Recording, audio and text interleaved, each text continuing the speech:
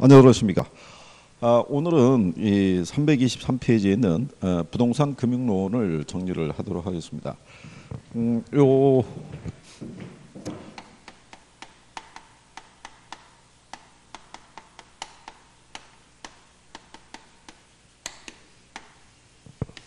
금융론은 시험 목차가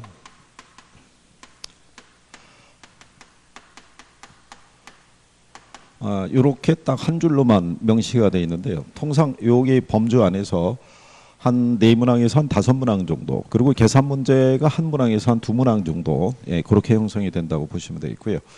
이 금융에서는 이 주택금융을 중심으로 해서 자금을 융통하고 난 다음에 상환하는 방식에 대해서 이제 중점을 두고 정리를 하시면 되겠고요.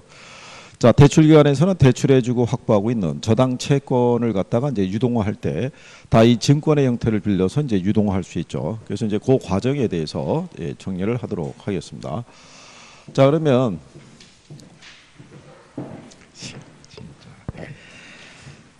그 323페이지에 보시면 금융의 개념 이렇게 나와 있어요. 거기 보시면 금융이란 자금의 융통을 의미한다라고 이렇게 있죠.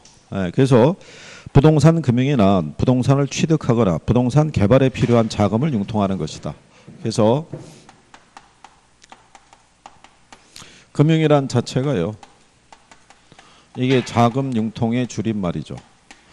그러면 이제 부동산 금융에서는요, 뭐를 하기 위해서 자금을 융통을 하느냐? 그러면 크게 보면은 부동산을 예를 들어서 거래하기 위해서 또는 부동산을 개발하기 위해서 필요한 자금을 융통한다고 보시면 되겠죠. 이유는 왜 그러냐면 부동산이라는 거는 이제 거래를 하게 되면요, 얘가 분할해서 거래하기 힘들고요, 공급도 분할해서 공급하기가 어렵다는 얘기죠. 그러니까 일시에 많은 돈이 들어가기 때문에 거기에 필요한 자금을 융통하는 게 부동산 금융, 뭐 이렇게 보시면 되겠고요. 부동산 금융을 다시 나누면 토지금융하고 주택금융으로 우리가 세분할 수 있는데, 주택금융이 이제 부동산 금융의 주를 이루고 있다, 뭐 이렇게 여러분들이 생각하시면 되겠고요. 그러면 이 금융의 기능이라는 것은요, 자금 융통이 원활해지게 되면요, 주택 거래가 그만큼 활성화될 수 있죠.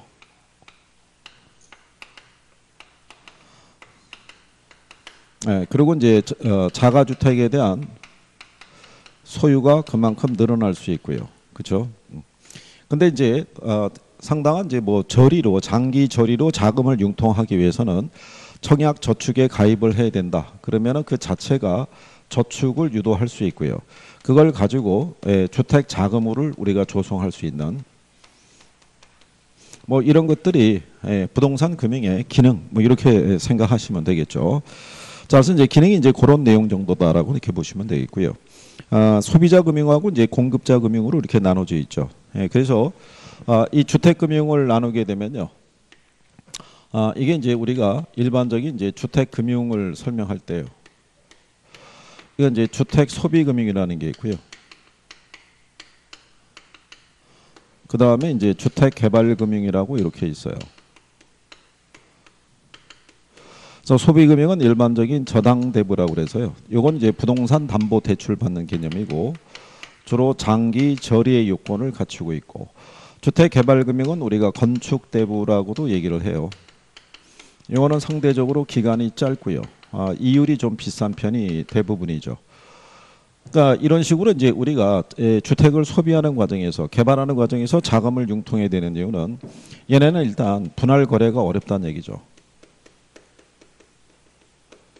우리가 주택을 구입할 때도 일시에 많은 목돈이 들어가기 때문에 내가 벌어들인 소득만 갖고는 그 많은 돈을 갖다가 한꺼번에 마련하기 힘들기 때문에 금융에 대한 지원이라는 것이 필요하다, 이런 얘기죠. 그리고 이 자체가 부동산을 공급을 할 때도요, 분할해서 공급할 수는 없다는 얘기죠. 완성된 주택을 가지고, 상품을 가지고 거래하기 때문에, 그래서 거기에 필요한 자금이 필요한데요. 근데 이제 주택개발금융은 상대적으로 대출 기한이 짧다라고 얘기하는 건 왜 그러냐면, 일단 부동산을 개발하려고 그러면요, 통상 1년에서 한 2년 정도의 시간이 소요가 되는데, 그럴 때 돈을 일시로 많은 돈을 갖다가 먼저 지급하게 되면요, 오히려 대출 금리를 많은 돈을 갖다 대출 받아서 보유 기간이 길어지게 되면 이자의 부담이 커진다는 얘기죠. 그래서 상대적으로 공정별로 단계별로 이렇게 지급하는 케이스다. 이렇게 여러분들이 보시면 되겠죠. 그다음에 이제 지분금융하고요, 부채금융이 이제 주어져 있죠. 여기는 이제 별표하셔야 되고요. 작년 시험에서도 여기서 출제가 한번 된 거죠. 그래서 324페이지 이제 지분금융과 이제 부채금융에 대한 부분에서 가령 예를 들어서 부동산 이 개발 사업을 갖다가 이제 추진을 하는 과정에서 필요한 자금이 예를 들어서 한 100억 정도가 되는데 현재 가지고 있는 거는 50억만 확보가 돼 있고요. 나머지 50억은 우리가 자금을 갖다가 확보를 해야 되는 거죠. 그럴 때 한 가지가 지분의 형식을 빌려서 자금을 조달하는 케이스가 있죠. 그러니까 기업의 입장에서 보면은 뭐를 발행하냐면요, 주식을 발행을 해서 투자자로부터 자금을 모집하는 이제 그런 케이스라고 할 수 있겠죠. 근데 이게 이 주식을 발행하는 과정에서도요, 주식도 이제 그 일반 보통주가 있고 일반주가 있고 우선주가 있고 그래가지고 거기에 따라서도 이제 투자자의 유형이 좀 틀려질 수가 있죠. 뭐 간단하게 해서 이제 우선주라는 것은 배당을 하게 되면 먼저 배당을 받을 수 있고, 보통주에 비해서는 한 1% 정도 배당을 좀 더 받을 수 있는데 의결권은 행사하지 못한다라는 제약이 있고요. 보통주는 상대적으로 배당은 좀 적은데 한 표를 행사할 수 있다라는 그런 권리가 주어지죠. 그래서 투자자들은 이제 거기에 따라 우선주냐 아니면은 보통주를 받느냐에 따라서 투자냐에 따라서 거기에 따른 이제 성과라든가 이런 게 좀 달라질 수 있죠. 어쨌든 주식을 발행함으로써 투자자에게 자금을 모집할 수 있고요. 아니면 부채 형식을 빌려서 자금을 조달할 수 있죠. 그러니까 기업의 입장에서 보면은 사채를 발행하는 케이스를 얘기할 수 있어요. 그러니까 이거는 말 그대로요, 돈을 빌려주는 사람이라고 생각하시면 되겠죠. 그래서 여기는 예를 들어서 기업의 어떤 성과가 나왔을 때 배당을 받을 수 있는데, 여기는 기업이 잘 되든 못 되든 간에 이자는 청구할 수 있다는 얘기죠. 돈을 빌려준 개념이니까. 그래서 크게 나누면 지분금융하고 이제 부채금융 이렇게 나눌 수가 있겠죠. 그래서 325페이지에 보시면 지분금융하고 이제 부채금융에 대한 비교 이렇게 나와 있죠. 그래서 수익의 배분에 있어서 지분금융은 수익에 따라 배당을 받는 건데요, 부채금융은 이제 수익에 관계없이 항상 정해진 이자를 받는다는 거죠. 그래서 그 부분이 차이점이 있다. 그리고 지분금융에서는 이 사람이 지분에 참여하는 형식이니까 경영에 참여할 수 있는데, 보통주를 갖고 있는 사람들은, 근데 여기는 이제 돈을 빌려준 사람은 경영에는 참여할 수 없다라는 거. 그리고 만약에 기업이 잘못돼 가지고 청산 작업이 들어갈 때 여기 있는 투자자보다는 이 사람이 우선적으로 청산을 받을 수 있다라는 거. 그럴 때 이제 이 지분금융의 종류를 우리가 보시게 되면요,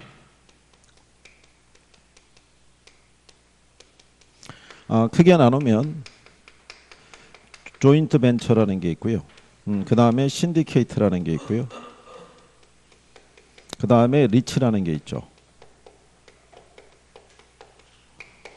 그래서 이거 우리가 이제 글자를 땄을 때 조신리라고 이렇게 되게 하는데, 작년에는 이제 이게 시험에 나온 거죠.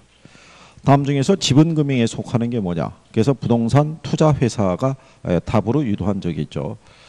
그래서 이제 이건 이제 지난번에 수업할 때 조인트 벤처, 신디케이트, 뭐 리츠 이건 다 이제 설명해드린 케이스고요. 그 다음에 이제 뭐 부채 금융에 들어가는 것은요, 일반적인 이제 이 저당 대부를 해서요, 부동산 담보로 해서 돈을 빌려오는 게 있고요. 그 다음에 이제 주택 상환 사채라고 그래서요, 개발업자들이 이제 건설 자금을 조달하는 과정에서 채권을 발행하는데 나중에 주택으로 상환하는, 그죠? 그 약정을 하고 이제 발행하는 채권이 있고요. 그 다음에 이제 신탁 증서 금융, 담보 신탁을 설정해서요, 그래서 이제 자금을 조달하는 케이스에서 이렇게 구별해 드렸는데, 일단은 지분금융을 중심으로 해서 정리하는 게 필요하다 이렇게 생각하시면 되겠고요. 그래서 이제 요 조인트 벤처하고요, 신디케이트 했을 때 신디케이트하고 약으로 이제 연계돼 있다고 보시면 되죠. 그러니까 조인트 벤처는 만약에 금융기관에서 기업에다가 대출을 해주는 게 아니고요, 자기가 그 개발 사업에 지분 파트너로 참여하는 그것을 우리가 이제 조인트 벤처라고 얘기하고요. 신디케이트라는 것은 이거는 이제 부동산 개발업자 있죠. 개발업자의 어떤 이제 전문성하고 그 다음에 투자자의 자금이 결합이 돼서 부동산 개발 사업에 이제 투자 운영을 하는데, 여기는 이제 개발업자 입장에서는요, 투자자로부터 자금을 모집을 해야 될 때 이게 이제 자금을 좀 더 쉽게 모집하기 위해서는요. 주식회사 형태를 띠게 되면 조금 더 쉽게 투자자를 모집할 수 있죠. 주식을 발행해서. 예, 그랬을 때 그 요 회사 형태가 리치 개념이라고 이렇게 생각하시면 될 거예요. 그래서 얘네들이 다 지분금융에 해당이 된다. 예, 그런 정도로 예, 정리하시면 되겠고요. 그다음에 이제 부동산 금융의 위험이라고 나와 있죠.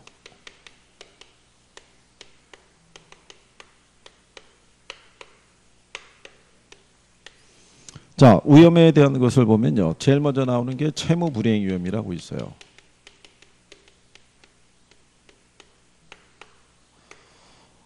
요 채무 불이행 위험이라는 건요. 대출이 실행이 되고 난 이후에 차입자의 소득이 줄어들거나 부동산 가치가 대출 잔액에 미치지 못했을 때 차입자의 소득이 줄어들게 되면요. 아무래도 원리금 상환이 좀 힘들어질 수 있다는 얘기죠. 그래서 은행에서는 대출을 해줄 때요. 뭐를 기준으로 적용하냐면 총부채 상환 비율이라는 것을 적용을 하죠. 분명 우리가 DTI라고 얘기를 하죠. 그렇죠? 그래서 DTI는 차입자의 연소득에서 원리금의 크기를 가지고 측정하는 게 총부채 상환 비율인데 만약에 총부채 상환 비율을 50%를 제시를 하게 되면요. 연소득이 1,000만 원인 사람이 연간 상환하는 원리금의 규모가 500을 넘어설 수 없다. 이렇게 하는 케이스인데요. 시장 상황이 안 좋거나 너무 이제 대출에 대한 것이 과열됐다 싶으면은 한 40% 줄일 수 있죠. 줄이면은 연소득이 1,000만 원인 사람이 연간 갚아 나가야 되는 원리금의 규모가 400을 넘어설 수 없다. 예, 그래서 이 비율을 가지고 대출자들은 자기가 부담하는 위험을 조절할 수도 있다라고 생각하시면 되겠죠. 그래서 이 비율을 정해놓고 이제 융자해주고요. 이 기준을 우리가 하기 위해서 담보 인정 비율이라는 걸 적용하죠. 지난 시간에 투자론에서 LTV라고 이제 배우신 거죠.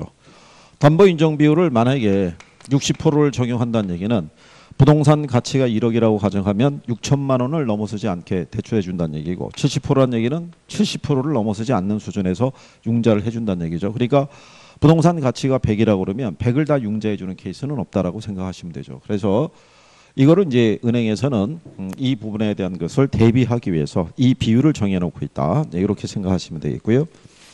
그 다음에 뒤로 넘어가시게 되면 이게 있어요. 조기 상환 위험. 요거는 시험상에서 자주 인용하기 때문에 요거는 꼭 기억을 해 주셔야 돼요. 용어상에서 이거 별표하고. 자, 조기 상환 위험은 이제 언제 발생하냐면요. 이게 만기 전 변제 위험이라고도 이해를 해요. 그러면 약정 이자율이 있고요. 시장 이자율 이렇게 구성이 되어 있을 때 대부분의 이제 조기 상환 위험은 이 경우에 발생하죠.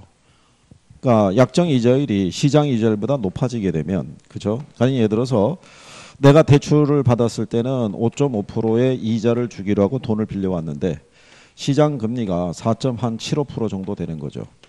그러면 내가 이 비싼 이자를 가지고 10년 넘게 또 이자 내야 된다는 것은 불합리하다고 생각하고 조기 상환할 수 있다 이런 표현이죠. 그렇죠? 그래서 어떤 경우에 조기 상환할 수 있는지 이 케이스는 반드시 기억을 하셔야 된다는 얘기죠. 물론 조기 상환 위험에 대비하기 위해서요. 은행들에서는 조기 상환 수수료라는 페널티를 부과하죠. 근데 이 조기 상환 수수료를 부담하더라도 조기 상환을 하고 이자가 싼 것으로 갈아타는 게 유리하다고 생각이 되면 차입자들은 얼마든지 조기 상환할 수 있다 이런 얘기죠.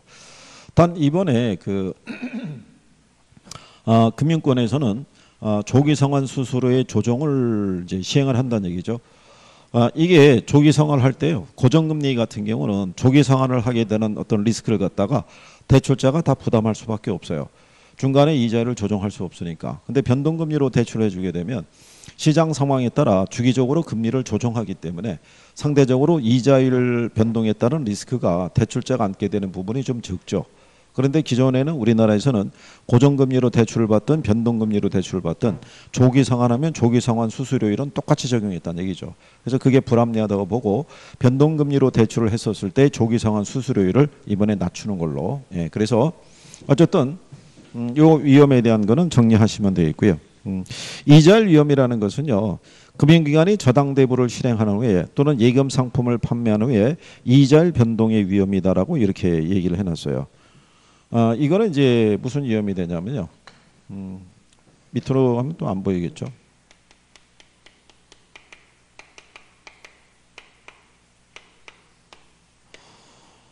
그러니까 지금 얘기한 것처럼 이런 얘기죠.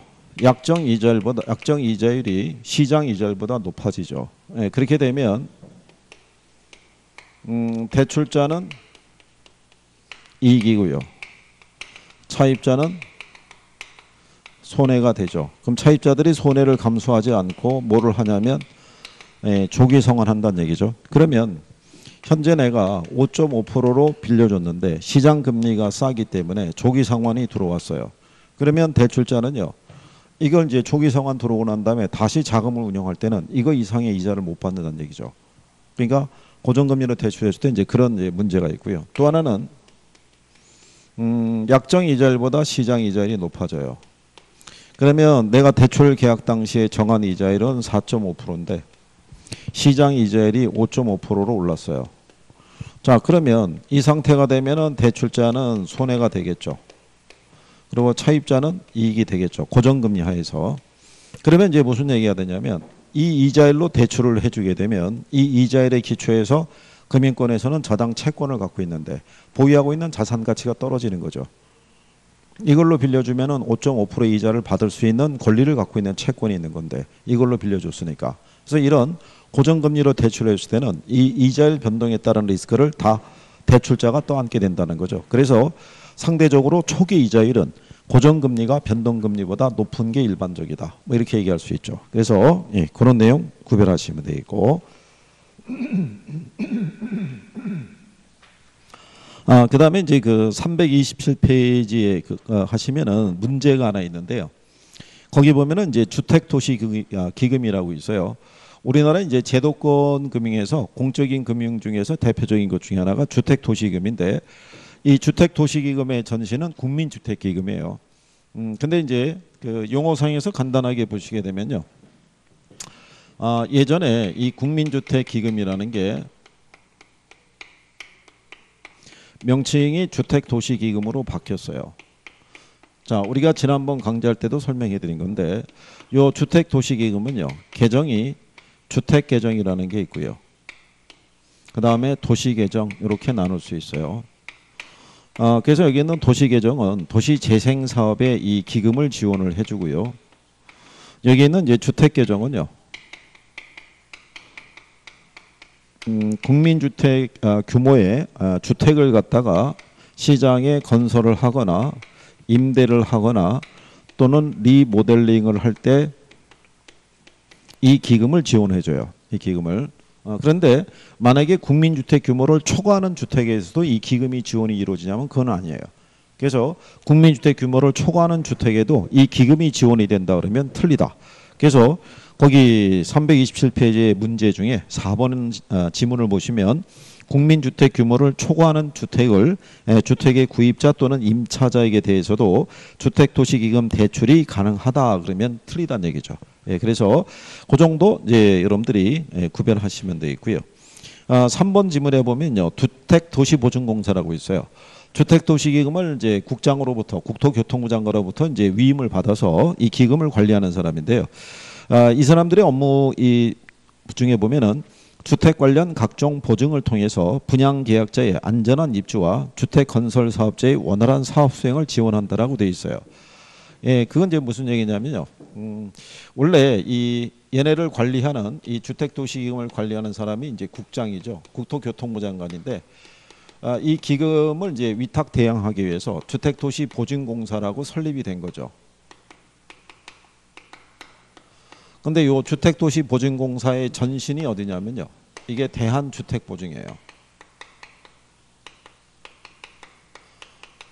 여기서 해주는 게 뭐냐면요. 우리나라에서는 공공주택을 한 30% 이상을 건설 공급하는 이 건설업자들은요. 주택 분양 보증에 가입을 해야 돼요. 그러니까 선분양하는 과정에서 시공사들이 부도가 나게 되면은 그거를 얘네가 책임을 지고 완공을 해주든가 제3의 시공사 선정에서 아니면 입주자의 수분양자의 3분의 2가 동의하면은 그동안에 냈던 계약금과 보증금, 중도금을 돌려주는 그런 역할을 하는 게 얘네인데 얘네가 명칭이 이걸로 바뀐 거예요. 그러니까 얘네가 원래 했던 업무를 얘가 또 그대로 하고 있으니까 그래서 이제 그 내용이 3번 지문에 담겨 있다. 뭐 이렇게 여러분들이 생각하시면 될 거예요. 자, 그런 정도고요. 그 다음에 뒤로 넘어가시면 저당의 상환 방법이라고 있어요. 여기는 이제 별표 한 3개 해야 되죠. 그러니까 매년 시험상에서 이론으로 나오기도 하고요. 그 다음에 계산 문제로도 물어볼 수 있고 뭐 그렇다는 얘기죠.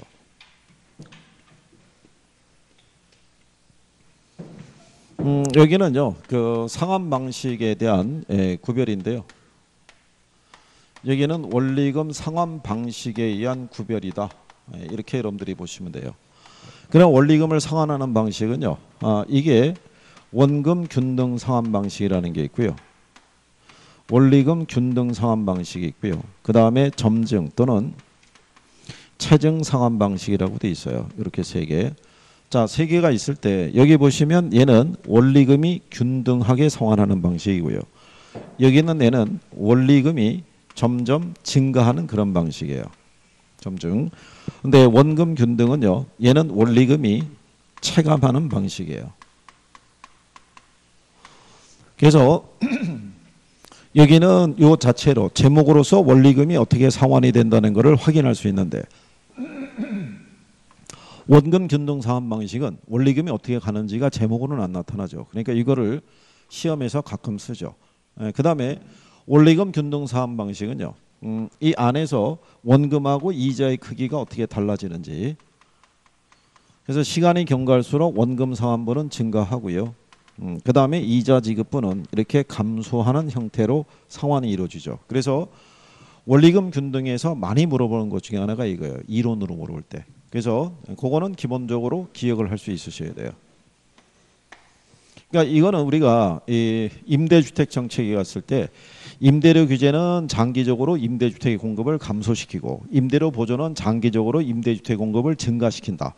그런 거를 서두에 그냥 기본적으로 정리해 둬야 되듯이 얘들도 기본적으로 꼭 알아두셔야 되는 내용이에요. 자, 그러면 제일 먼저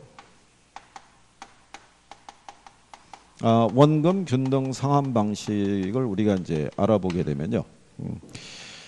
자, 우리 교재상에서는 원리금 균등이 먼저 나와 있고요. 옆에 가게 되면 329쪽에 원금 균등 분할 상환이라고 나와 있죠. 그죠? 예. 거기 보시면 원금 균등 상환 방법은요. 원금은 저당 원금을 상환 기간 동안에 납입 횟수로 나누어서 일정하게 상환하고요. 이자는 전기 말에 저당 잔금의 이자율을 곱해서 구한 후에 원금과 이자의 합을 상환하는 방법으로 체감식 상환 방법이라고도 한다. 이렇게 해놓은 거죠. 그죠? 그래서 상환 기간 동안에 뭐는 일정하냐면요. 원금 상환분은 일정해요. 근데 이자 부분이 점점 줄어들어요. 자, 그 과정을 우리가 한번 살펴보시게 되면 일단 이 3개 방식의 융자 조건은 다 같다고 가정하는 거예요. 융자금은 1억이고요. 그 다음에 이자율은 연 10%라고 보고요. 기간은 10년이고요. 그 다음에 매기 상환 조건이다. 이게 상환이요. 매기라고는 이제 1년에 한 번씩 매년 상환 조건이라는 얘기고요. 매월 상환 조건이면은 매달 이제 갚아야 되는 거죠. 그리고 이자율 10%, 기간 10년일 때 저당 상수가 제시가 되죠. 그래서 이 저당 상수는 0.117460이다. 네, 이런 식으로 대출 조건을 우리가 제시하는 거죠.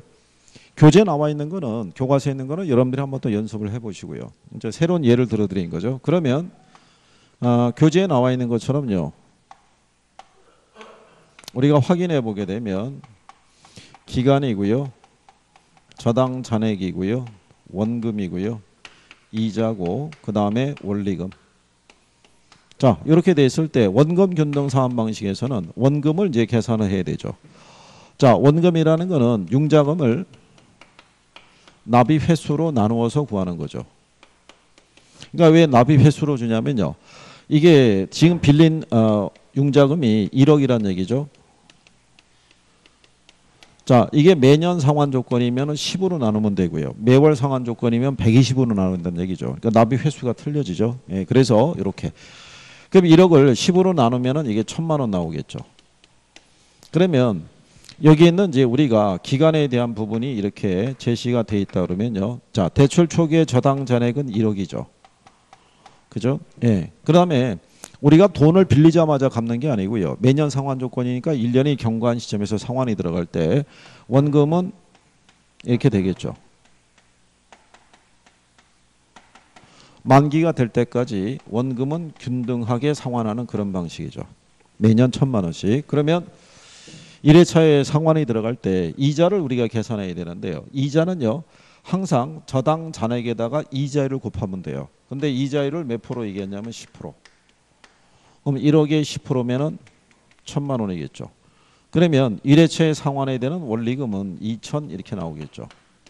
이렇게. 자, 그러면 1년이 경과한 시점에서의 이제 잔액이 1억이 아니고요. 1,000만 원 상환이 이루어졌으니까 잔액이 9,000이 되죠. 그럼 이자의 계산은 요 잔액에다가 이자를 곱하면 되죠. 9,000의 10%니까 이자가 900 이렇게 되겠죠. 그러면 원리금은 1,900 이렇게 나가겠죠. 그러면 이제 2년 차가 됐었을 때 잔액은 여기 9,000에서도 1,000만 원 상환했으니까 잔액은 또 8,000이 되겠죠. 그러면 또 원금은 그대로 1,000만 원인데요. 이자는 잔액에다가 이자를 곱하는 거니까 8,000에 10% 하면은 800이 되겠죠. 그러면 1,000하고 800을 더하게 되면 원리금 상환액은 1,800이죠. 그러면 원금은 균등한데요. 이자는 시간이 갈수록 줄어들죠. 그래서 원리금이 체감한다고 얘기하는 거죠. 뭐가 줄어드니까 이자가 줄어들기 때문에 그렇다는 얘기죠. 이렇게. 자, 그래서 이제 교재에서 보시게 되면은요. 특징을 보시게 되면 상환 기간 동안의 원금 상환분은 일정하고요. 이자는 감소하기 때문에 저당 지불액이 초기에 많고 후기로 갈수록 점점 적어지니까. 그래서 우리가 체감식이라고 얘기를 하죠. 그렇죠? 예. 근데 이제 이 상환 방법은요. 초기에 원금을 균등하게 분할해서 상환하기 때문에요. 대출자 입장에서 보면 원금 회수 위험이 가장 적은 방식이라고 이렇게 생각을 하시면 될 거예요. 자, 그래서 이제 그런 내용이고요. 거기 뭐 해설상에 저당 상수 이렇게 계산하거나 뭐 이런 게 있는데 그거는 현실적으로 여러분들이 계산하기는 어떻게 돼요? 어렵다고 생각하시면 되죠. 일반 계산기로 계산하기도 힘들고요. 특히 매월 상환 조건 이런 식으로 대입을 하든 뭘 하든지 간에 더 힘들어져요. 그러니까 저당 상수의 값은 항상 주어진다라고 이렇게 생각하시면 돼요. 주어진다. 자, 그런 내용이고요. 그 다음에 두 번째로 하는 게 뭐가 있냐면 원리금 균등 상환 방식이 있어요. 요걸 이제 비교를 조금 해드리기 위해서 여기로 조금 좀이라도 가깝게 있어야지.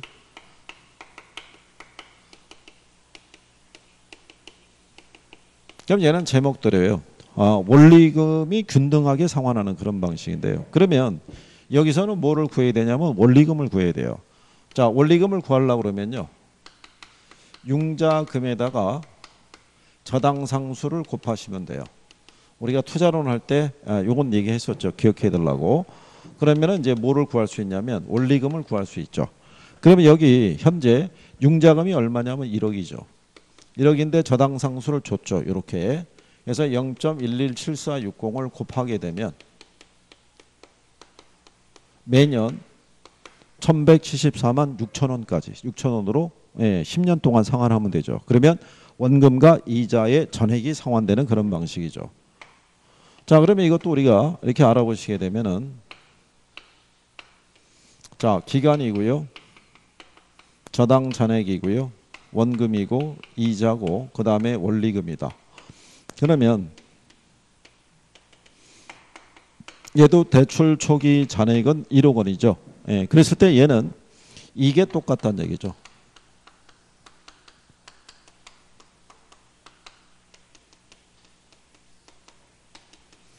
만기가 될 때까지도 매년 상환하는 원리금은 1,174만 6천 원으로 상환이 이루어지는 케이스죠. 그러니까 얘는 원리금이 균등한 방식이죠. 균등한데 이 안에서 이제 이자하고 원금의 크기가 틀려지죠. 그러면 1회차 상환이 들어갈 때 이자를 계산해 보게 되면요. 이자는 1,000만 원이에요. 1,174만 6천 원 중에서 왜 그러냐면 이자율 10%를 적용하기로 했거든요. 그러면 1억에 10%면 1,000이잖아요. 그럼 원리금 1174만 6천 원에서 1,000만 원은 이자로 공제를 해야 되고 그러면 174만 원 정도가 원금 상환이 이루어지는 케이스죠. 이렇게. 그러면 1회차에 이렇게 상환이 되면 1년이 경과한 시점에서 대출 잔액은 1억 원이 아니겠죠. 174만 원이 상환이 됐으니까 9,826만 원 정도가 이제 잔액으로 남아 있는 경우죠. 그러면 이제 2회차도 똑같이 1,174만 6천 원 상환이 이루어졌을 때 이때는 이자가 1,000만 원이 아니죠. 왜냐하면 이자의 계산은 잔액에다가 이자를 곱하는 거니까. 그러면 9,820만 원에 대한 10%니까 약 한 982만 원 정도가 1,174만 6천 원에서 이자가 되는 거죠. 그러면 상대적으로 나머지 부분이 뭐가 되겠어요? 그 원금 상환이 이루어지는 거죠. 이자가 줄어드니까. 원리금은 일정한데 그 안에서 이자가 차지하는 비중이 줄어들게 되면 상대적으로 원금 상환분이 커지게 되겠죠. 그러면 192만 원 상환이 이루어졌으니까 그러면 남아있는 잔액은 또 한 9,600만 원 정도가 될 거예요. 그러면 똑같이 이 3회차에도 1,114만 6천 원이 상환이 이루어졌을 때 이자는 또 982만 원보다 적어지죠. 뭐가 줄어들었으니까 잔액이. 그러면 이자는 한 960 정도가 되면 상대적으로 원금 상환분의 크기는 이렇게 커지는 케이스죠. 자, 그러면 시간이 가면 갈수록 원금 상환분은 증가하죠. 근데 이자 지급분은 감소하죠. 예, 요거를 이제 물어보는 거죠. 이거 이제 우리가 그림으로 표현하면 이렇다는 얘기죠. 시간이 갈 때 원리금은 균등해요. 근데 이자가 차지하는 비중은 적어지고요. 원금이 차지하는 비중은 이렇게 커진다는 얘기죠. 그렇죠? 그러면 원금 균등 분할 상환 방식에서는요. 1억 원을 빌렸을 때 대출 기간이 10년인데 5년이 경과하면은 원금의 반이 상환이 돼요. 균등하니까. 근데 얘는 한 3분의 2가 경과해야 돼요. 10년짜리면 한 7년 정도는 지나야지만 원금의 한 반이 상환이 되는 이유는 초기에는 이 원리금에서 대출 잔액이 많이 남아있기 때문에 이자가 크죠. 상대적으로 원금 상환이 적게 이루어지는 그런 구조다라고 생각하시면 될 거예요.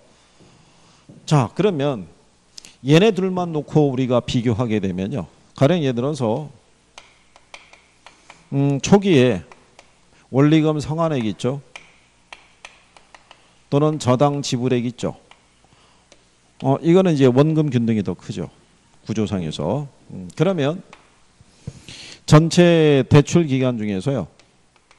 총 이자에 대한 납부액이 있죠. 이자 납부액이라는 건요. 대출자 입장에서 보면은 이자 수입이죠. 이자 납부액은 얘가 더 큰 거죠. 원리금 균등이. 왜냐하면 잔액이 더 오랜 기간 남아있기 때문에 이자의 부담이 얘가 조금 더 큰 거죠. 작년 시험에 이거 물어본 거죠. 총 이자 납부액의 크기. 그러니까 대출자의 이자 수입의 크기. 이렇게 해서 물어본 거죠. 대출자의 이자 수입의 크기는 점증이 제일 크고요. 원리금, 그 다음에 원금. 근데 얘네 둘을 비교할 때 출제자들이 제일 많이 물어보는 것 중에 하나가 이거를 대출을 받았을 때 중간에 조기 상환할 수 있어요. 중도 상환을 할 때 상환액 있죠. 그 다음에 대출 잔액 있죠. 중간에 만약에 조기 상환해요. 그럼 둘 중에 어느 게 상환액이 더 많겠어요? 둘 중에.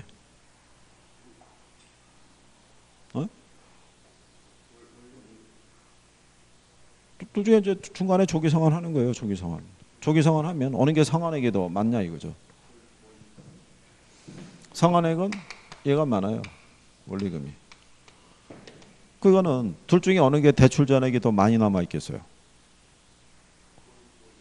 얘가 많이 남아 있죠. 얘가 많이 남아 있으니까 상환액도 얘가 큰 거예요. 그죠? 예, 그러니까 순간적인 착각을 유도해서 실전에서도 이렇게 한번 활용한 적이 있어요. 그래서 가장 특징적인 게 원금하고 원리금에 대한 비교는 반드시 해줘야 된다는 거죠. 그게 기본적으로 정리를 해두시고요. 자, 그래서 이제 원리금 균등에서는요, 거기 보시게 되면 특징에서 니은에 해당하는 내용은 반드시 기억하셔야 된다는 거. 상환 기간 동안 일정하게 지불되는 저당 지불액 중에서 기간 초에는 이자 지급액이 많고 원금 상환액이 적지만 기간 말에 가까울수록 이자 지급액이 적고요. 원금 상환액이 많아진다는 것 있죠. 그래서 그거는 기억을 해 두시고요. 그 다음에 이제 뒤로 가시게 되면 뒷페이지에 체증 또는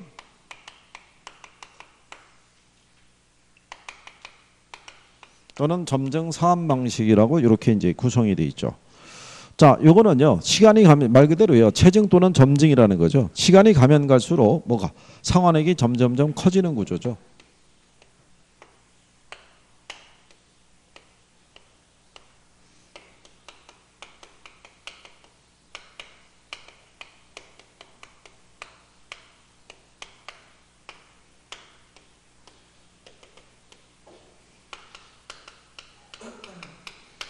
자, 이렇게 구성이 되어 있을 때요. 점증식에 보시면요.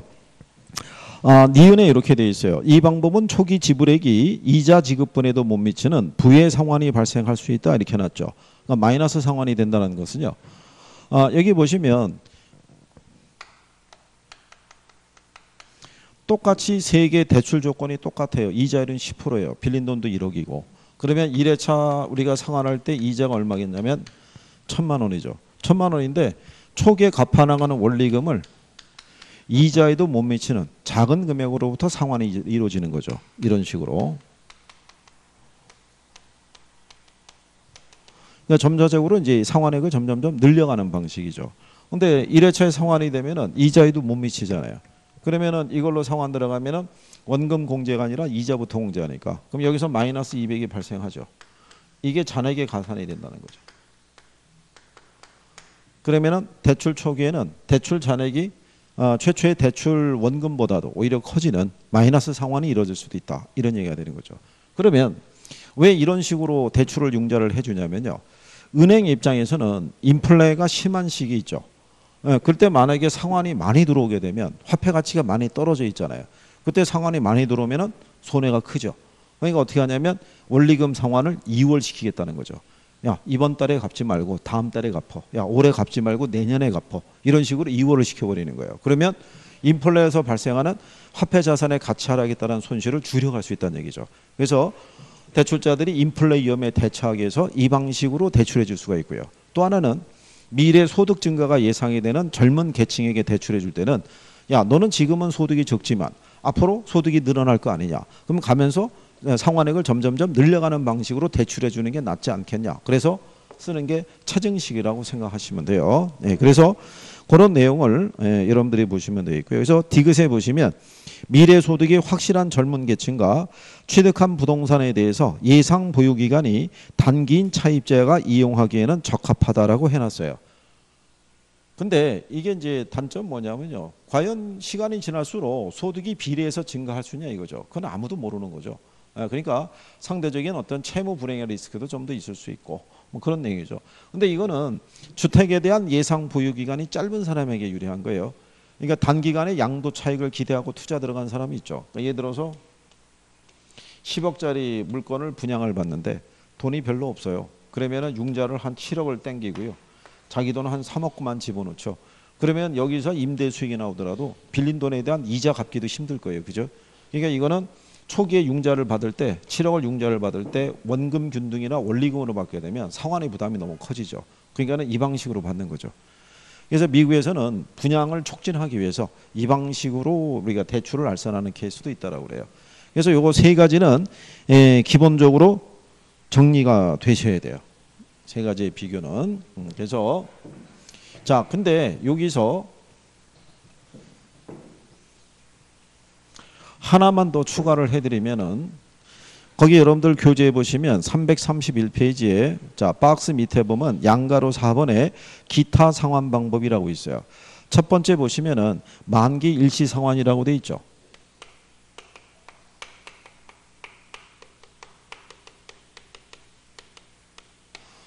이게 만기 상환 저당이라고도 얘기를 해요.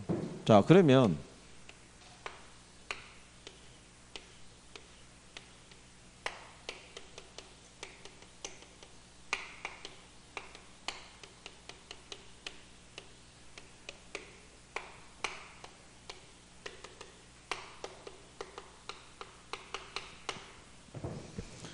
얘도 똑같은 조건으로 이자율이 10%예요. 그러면 얘는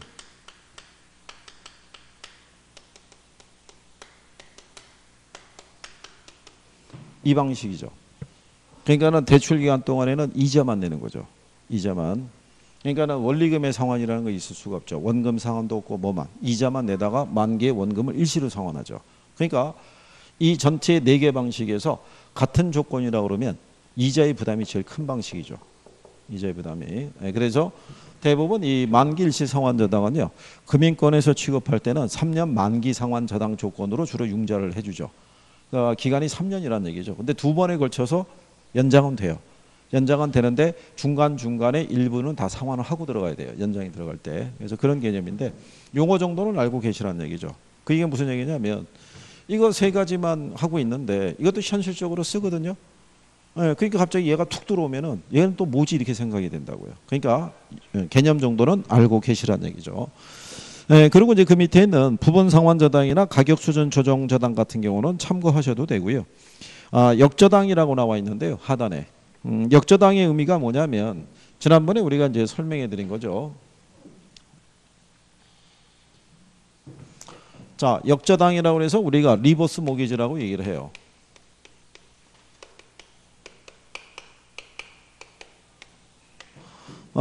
우리나라에 이제 주택금융공사 있죠. 지난번 설명해 드렸는데 주택금융공사가 취급하고 있는 상품이 뭐가 있냐면요. 보금자리론이라고 있고요. 그 다음에 주택연금에 따른 이제 지급보증하고 있죠. 여기 보금자리론은 일반 모기지론을 얘기를 하고요. 이거는 리버스 모기지론이라고 얘기를 해요. 그러니까 여기는 그냥 기본적인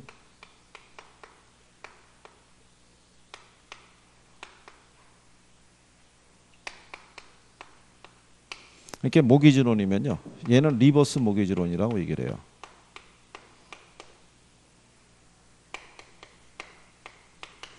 그래서 얘는 이런 구조라고 보시면 되죠. 자, 시간이 지날수록 부동산 가치는 커진다고 볼 때요. 대출 잔액이 시간이 갈수록 이렇게 줄어드는 구조죠. 일반적인 은행에서 대출 받게 되면 상환이 들어가죠. 원리금 상환이. 그러면은 상환한 것만큼 잔액은 어떻게 돼요? 점점 줄어들고 만기가 되면은 이 주택에 대한 소유권은 돈을 빌려 쓴 사람이 이제 다 가져가죠. 네, 리버스 모기지론이니까 시간이 갈수록 부동산 가치는 이렇게 상승한다 그랬을 때 대출 잔액이 부동산 가치에 육박하는 케이스죠. 이렇게. 그러니까 주택연금이라는 것은요. 자기가 보유하고 있는 주택을 담보로 해서 생활비조로 그죠? 매달 연금을 받는 방식으로 대출을 받는 거죠. 그러니까 시간이 갈수록 대출금이 점점점 증가하는 그런 구조다라고 이렇게 생각하시면 되죠. 그래서 그게 역저당에 대한 부분인데요. 그래서 이번에 이제 그 내용은 이제 332페이지에 맨 상단에 가면 있죠. 차입자는 이 부동산을 담보로 해서 연금의 형식으로 대부 기간 동안 대출자로부터 매 기간마다 연금의 형식으로 정기적으로 일정액을 대출받는 것을 얘기하더라. 그런데 이제 이번에 주택연금에 관련해서 주택금융공사법이 개정이 될 거란 얘기죠. 그래서 이번에 수업할 때는 여기 주택금융공사에 대한 거는 생략하고요. 바뀌면 그건 이제 무슨 얘기냐면 지금 현재 요 주택연금의 이 갑 연령이 어떻게 되어 있냐면 이게 60세 이상이에요. 소유자나 배우자 중에 한 사람은 60세 이상이 되는데 이게 아마 50대 중후반으로 바뀔 거라고요. 연령이. 그러니까 개정된 걸 내용으로 우리가 그러니까 지금 현재 이게 중후반이니까 정확하게 몇 살이다라를 기준이라는 걸 아직 제시가 안 돼 있는 거예요. 개정이 돼야지 확인이 되는 거니까. 근데 일단 정부 여당 쪽에서는 뭐라고 얘기하냐면 지금 현재 우리나라에 보면 명퇴가 늘어나고 있거든요. 근데 명퇴하는 시기가 대부분 50대 더 들어가면서부터 그게 시작이 되니까 그때서부터는 소득이 발생하지 않을 거 아니에요. 그러니까 그때부터 연금에 가입할 수 있도록 가입 연령을 지금 낮추는 거를 추진하고 있고 그 다음에 가입 대상 주택이 있어요. 주택은 9억 원 이하라고요. 9억 원을 초과하는 주택을 소유한 사람은 연금에 가입할 수가 없었어요. 근데 이게 공시가격 9억 원으로 낮춰준다는 얘기죠. 그러니까 이거는 시가 9억 원을 얘기를 한 건데 이걸 공시가격을 기준하게 되면 시가로 보면은 약 한 12억에서 13억짜리 주택을 갖고 있는 사람도 대상이 될 수 있어요. 그러니까 이게 이제 또 조정할 수 있다는 얘기고요. 그 다음에 또 하나는 뭐냐면요. 이게 소유자가 연금을 받다가 이 양반이 사망해요. 사망을 하면은 배우자가 이 사람의 채권에 대한 거를 승계하면 돼요. 6개월 내에. 예, 승계하면은 배우자가 계속해서 사망할 때까지 연금을 받을 수 있는데, 문제는 이걸 승계를 받을 때는 자녀들의 동의가 있어야 돼요. 동의가 없으면 승계가 안 돼요. 이게. 예, 그런데 바뀌는 거에서는 자녀의 동의 없이, 예, 이 사람이 원하면 승계 받아서 연금을 계속 받을 수 있는, 예, 그런 구조로 바뀐다는 거죠. 그러니까 일단 포인트가 되는 게 이게 한 3가지 정도가 돼요. 그래서 이게 아직은 공표가 안 됐기 때문에 시행하겠다고. 그래서 이제 저거는 뒤에서 우리가 주택연금 할 때는 그거는 이제 이번에 갈 때는 그거는 생략한다, 뭐 이런 얘기가 되겠죠. 그래서 그런 정도 일단 참고하시고요. 그래서 요거 3가지는 상당히 중요해요. 뭐 꼭 기억하셔야 돼요. 그렇죠? 예. 그래서 잠깐 쉬었다가 330페이지 고정금리하고 변동금리 하시죠.